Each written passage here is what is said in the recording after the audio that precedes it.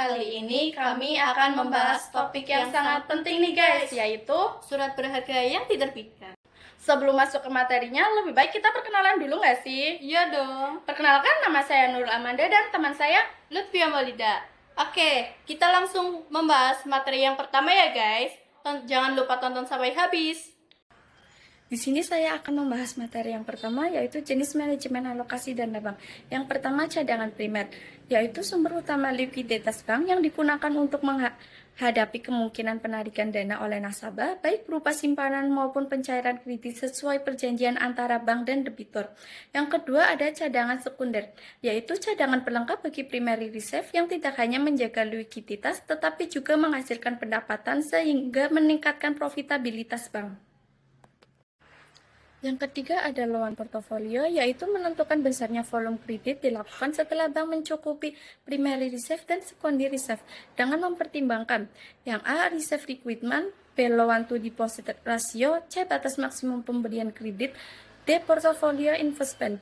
Yang keempat ada aktiva tetap, yaitu penanaman modal dalam bentuk aset tetap atau fixed asset dilakukan untuk mendukung operasional bank seperti pembelian tanah, pembangunan gedung, kantor, serta mengadakan peralatan operasional seperti komputer, sistem komunikasi, kendaraan, dan aset tetap lainnya. Materi selanjutnya ada pengertian surat berharga. Surat berharga adalah dokumen yang diterbitkan oleh pihak tertentu untuk memenuhi kewajiban pembayaran uang. Contohnya dapat berupa wesel, sertifikat deposito, bilet giro, kartu kredit, atau debit, dan yang lainnya. Fungsi utama dari surat berharga adalah sebagai dokumen legitimasi yang memberikan petunjuk kepada pemegang surat atau dianggap memiliki wewenang tertentu. Nah, di materi yang selanjutnya yaitu ciri-ciri surat berharga. Teman-teman pada tahu nggak nih ciri-ciri surat berharga? Nah, ciri-ciri surat berharga yang pertama yaitu memuat nama jabatan dan identitas yang jelas. Yang kedua, berbentuk dokumen tertulis. Yang ketiga, berisi perintah atau janji pembayaran. Yang keempat, terdapat tanggal jatuh tempo atau tenggat waktu pembayaran sesuai dengan skema yang ditentukan. Yang kelima, memiliki tanda tangan dari pihak yang ditempatkan di atas materai sesuai regulasi yang berlaku. Yang keenam, mencantumkan nama individu atau pihak yang bertanggung jawab atas pembayaran. Dan yang terakhir, menyertakan tanggal dan tempat pembuatan surat. Nah, materi yang selanjutnya akan saya bahas yaitu jenis-jenis surat berharga. Jenis-jenis surat berharga ada 3. Yang pertama ada surat utang. Surat utang adalah surat berharga yang diterbitkan oleh entitas sebagai bukti kewajiban pembayaran sejumlah uang beserta bunga kepada pemegang saham dalam jangka waktu tertentu. Nah, yang kedua ada surat berharga pasar uang atau SPBU yang diperdagangkan.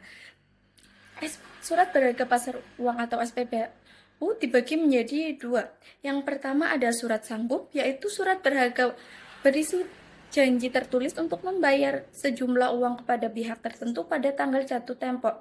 Yang kedua ada surat wesel, yaitu surat berharga berisi perintah tanpa syarat dari penarik kepada pihak tertentu untuk membayar sejumlah uang kepada penerima. Yang ketiga ada surat saham.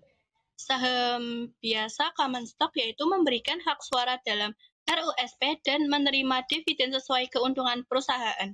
Yang kedua ada saham preference stock, yaitu memiliki hak atas dividen tetap dan prioritas atas aset jika perusahaan dilikuidasi, namun biasanya tanpa hak. Selanjutnya ada cara penerbitan surat berharga. Yang pertama, proses penerbitan surat berharga secara manual.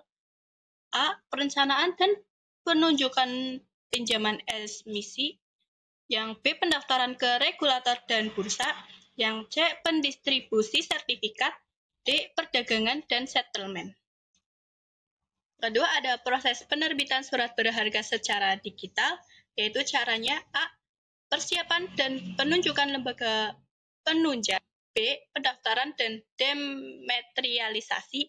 C. Penjatahan dan distribusi elektronik. D. Perdagangan elektronik.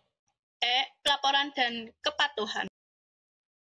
Selanjutnya ada akuntansi surat berharga diterbitkan. Surat berharga diterbitkan akan dicatat pada saat A. Penerbitan. Pada saat penerbitan, bank mendapatkan dana dari pihak luar, nasabah atau bank lain dengan menyertakan surat pengakuan utang yang dapat dijadikan aset oleh pemegangnya dan dapat diperjualbelikan sewaktu-waktu. Pencatatan dilakukan sebesar nilai nominal. Yang B ada penjualan. Penjualan surat berharga dicatat sebesar harga jual atau nilai tunai bila terdapat selisih antara nilai tunai dan nilai nominal. Selisih tersebut disebut diskonto jika di bawah nominal atau premi jika di atas nominal.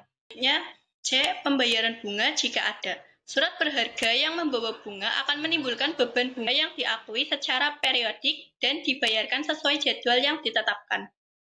D. Pelunasan. Pada saat jatuh tempo, surat berharga dilunasi oleh penerbit atau bank sebesar nilai nominalnya. Di sini ada contoh dokumen surat berharga. Seperti ini ya teman-teman contohnya. Oke teman-teman, segitu dulu penjelasan dari kami berdua tentang surat berharga yang diterbitkan. Terima kasih buat teman-teman yang sudah nonton sampai habis. Semoga bermanfaat dan menambah wawasan. Jangan lupa tetap semangat belajar ya teman-teman. Bye!